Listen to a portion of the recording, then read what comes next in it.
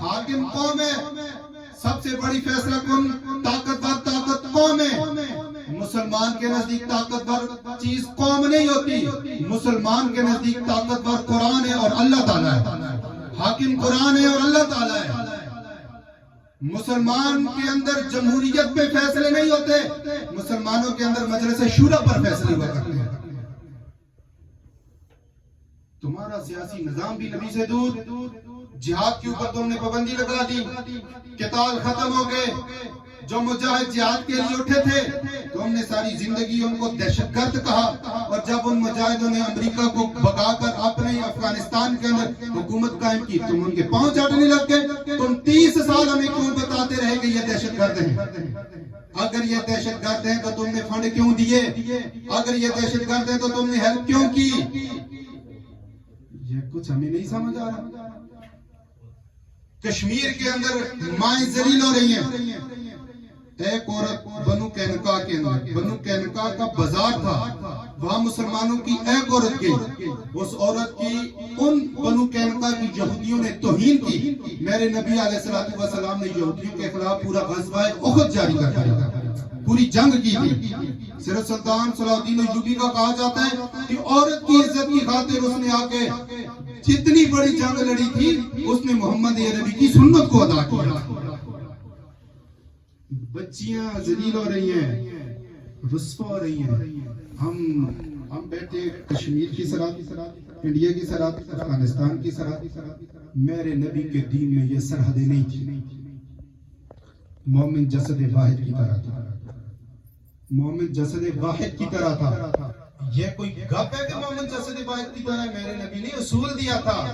تمہارے اندر میں سرحدوں کی تفریق نہ دیکھوں کہ کشمیر کی بچی کے اوپر ظلم و ستم ہوتا ہے تو تم کو نہیں، یہ میری پاکستان کی سرحد ہوتا ہے تو ہمیں نہیں. تم سب ایک تھے. بتاؤ آج کے مسلمان کی ساری ریاستیں ایک ہو کے زندگی گزارتی، اور اس ریاست کا ایک صوبہ پاکستان ہوتا، ایک صوبہ افغانستان ہوتا، ایک صوبہ ترکی ہوتا، ایک صوبہ یمن ہوتا. تو اگر تمہارا سندھ کے اندر سیلاب آتا تو کیا آج تک اسی طرح مجبور رہتے؟ کیا کوئی کافر کسی صوبے کے اوپر حملہ کر سکتا تھا؟ یہ وہ چیز تھی کہ جس نے مسلمانوں کو پہلے سرحدی طور پر ڈیوائیڈ کیا. اسی لیے خلافت عثمانیہ کو انہوں نے ختم کیا، کیونکہ پوری خلافت عثمانیہ پورے مسلمانوں کو ایک ریاست کے طور پر رکھا ہوا تھا. سارا سعودی عرب، یمن، مصر، شام، ترکی وغیرہ یہ سب سلطنت عثمانیہ کے ماتحت تھے. ان کو ڈیوائیڈ کر کے 52 ریاستیں بنی ہیں. 52 ریاستیں. تو بھائی ہم کب تک لوگوں کو سناتے رہیں گے؟ قرآن کے اندر ایسے مفہوم بہت سارے ہیں کہ جب تمہاری عادتیں بدل گئیں تو اللہ تعالیٰ ایسی قوم پیدا کرے گا جو اللہ سے محبت کرنے والے. اللہ کو تمہاری کوئی فکر بھی نہیں. دین قائم کرنے کے لیے میرے نبی نے جانیں دی تھی، غزوات میرے نبی نے اس لیے کیے تھے، اور اسی دین کے قائم کرنے کے لیے جنگیں ہوئی تھی. اور نبی کی گھر کی بیٹی سیدہ زہرا جس کا پردہ زمانے کے اندر مشہور ہے، جب دین کے قائم کرنے کے لیے میرا نبی جنگ کرتا ہے تو اس جنگ کے اندر مرہم زخموں کو لگانے کے لیے سیدہ زہرا گھر سے نکل پڑتی.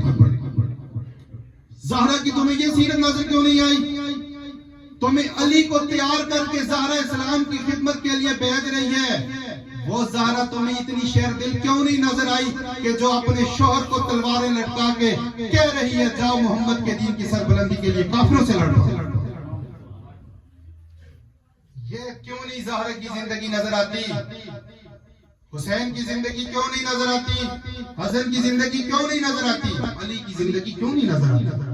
علی تم فوت کیسے ہوئے؟ شہید ہوا. حسین فوت کیسے ہوئے؟ شہید ہوا. حسن فوت کیسے ہوئے؟ شہید ہوا. اچھا تم سارے ہی شہید ہوتے ہو.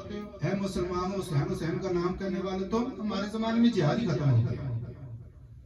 ہمارے زمانے میں سیاسی پارٹی کے لیے مارا جاتا ہے تو شہید ہو جاتا ہے. ہمارے زمانے میں تنخواہ کے لیے مارا جاتا ہے تو شہید ہوتا ہے. 1967 سے مسجد اقصی مسلمانوں کا انتظار کر رہی ہے. تمہاری OIC کدھر چلی گئی؟ تمہاری فیس بک کدھر گئی؟ تم نوجوانوں کے کمپیوٹرز کدھر گئے؟ ہر ایک مجرم ہے.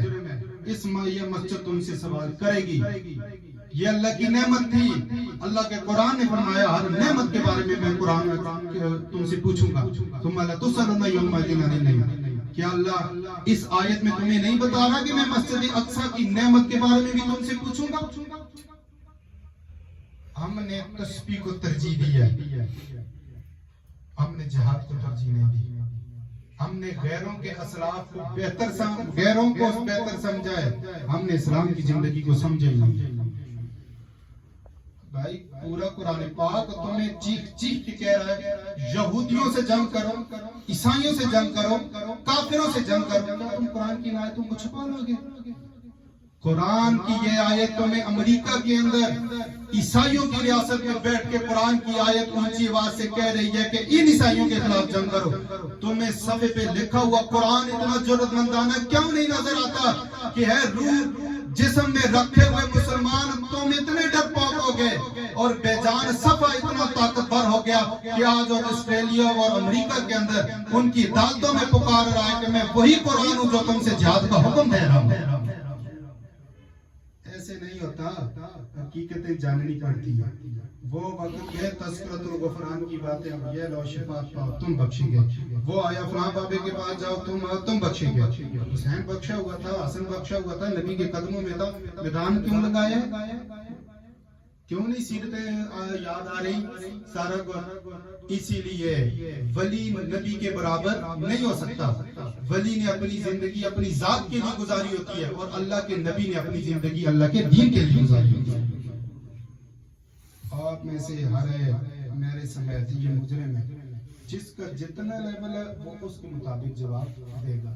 لیکن اس رمضان میں مسجد اقصی میں بمباری ہو گئی،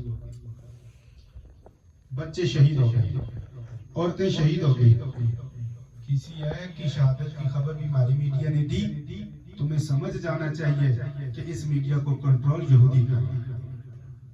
لیکن ہمیں یہ چیز سمجھ نہیں آ رہی کیونکہ کیبل کاٹنے کا تو مسئلہ ہے. آپ تو کہ لہذا خدا ذرا قرآن کو سمجھیں، نبی کی سیرت کو دیکھیں، ہمیں بالکل پتہ چلے گا کہ ہم کس خواب غفلت میں لوگوں کی بخشش کے ٹکٹ تقسیم کر رہے ہیں. ایسے نہیں ہوگا. اس دین کے لیے میرے نبی نے خون دیا ہے. میرے نبی کی زندگی میں جب جہاد فرض ہوا صرف 3 مہینے ایسے آئے تھے کہ جب میرے نبی گھر میں گئے تھے. 3 مہینے کے اندر اتنا وقفہ اور نہیں ہوا. میرے نبی ایک جنگ سے واپس آتے دوسری جنگ پہ چلے جاتے. میرے نبی جنگ کرنے کے لیے گئے تھے غزوہ بدر، واپس آئے تو نئی قبر بنی ہوئی تھی. پوچھا گیا یہ کس کی ہے؟ فرمایا یا رسول اللہ آپ دین کے لیے جنگ کرنے کے لیے گئے ہوئے تھے، یہ آپ کی بیٹی رقیہ کی قبر ہے، وہ فوت ہو گئی تھی. اس دین کی سربلندی کے لیے میرے نبی نے اپنی بچیوں کے جنازے گنائے. تو کیا ہم ویسے ہی محمد رسول اللہ کہہ کے عشق دعوے کر رہے ہیں؟ ایسے نہیں ہوتا. حقیقتیں کچھ اور ہوتی ہیں، ذوق کچھ اور ہوتے ہیں. اپنے ذوقوں کو جب قرآن اور حدیث کے تابع کریں گے ہمیں حقیقت بالکل سمجھ آئے گی. دنیا اس وقت کیا کھلواڑ کر رہی ہے، یہودیت کہاں جا رہی ہے. تو یہ گریٹر اسرائیل کا ایک منصوبہ ہے، اس کی تکمیل کے لیے وہ کام کر رہے ہیں. یہودی اور عیسائی ایک پیج پر ہے اور ہم مسلمان ایک پیج پر ہیں. تو مولا علی کے اس ذکر کی برکت یہی ہے کہ حیدر کرار کے اس خون کا صدقہ جو مسلح پہ گر گیا تھا، اگر ہمیں یہ بات بھی سمجھ آ گئی تو مولا علی کی یہ محفل کافی ہے. آخر دعوانا الحمدللہ. او علی اور حسین و حسن مصطفیٰ کے گھرانے پیلا، جن کے نانا نبی، جن کے بابا علی، جن کے نانا نبی، جن کے بابا علی، اس حسین ابن حیدر پہ دست بستہ ہیں کھڑے، حاضر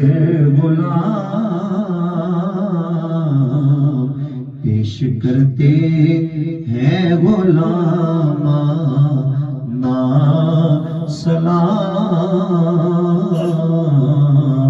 یا الہی صدقہ پاک زہرا بطول